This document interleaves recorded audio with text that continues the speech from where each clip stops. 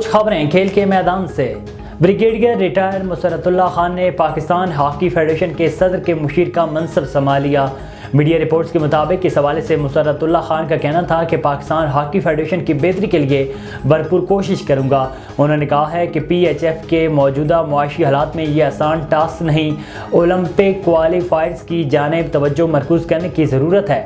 Merit اور professionalism سے چیزیں بہتر کی جا سکتی ہیں۔ اسلامیہ گراؤنڈ سپورٹس کمپلیکس کا 7 سال سے زیر التواء منصوبہ مکمل ہو گیا۔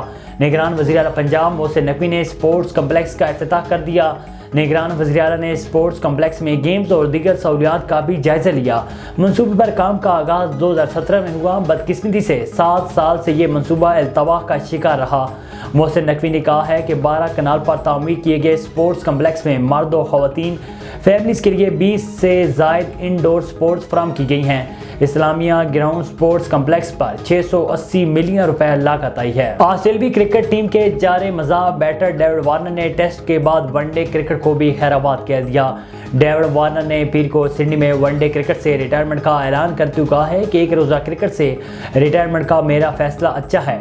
T20 فارمیٹ میں ٹیم کے لیے دستیاب ہوں گا۔ البتہ انہوں نے کہا ہے کہ اگر ٹیم کو ضرورت پڑی تو 2025 کی ICC چیمپئن ٹرافی کے لیے بھی ٹیم کو دستیاب ہو سکتا ہوں۔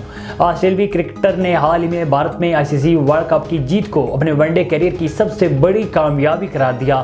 ڈیوڈ وارنر ٹیسٹ کرکٹ سے ریٹائرمنٹ کا اعلان پہلے ہی کر چکے ہیں۔ وہ سڈنی میں 3 جنوری کو پاکستان کے خلاف اپنا آخری ٹیسٹ میچ کھیلیں گے۔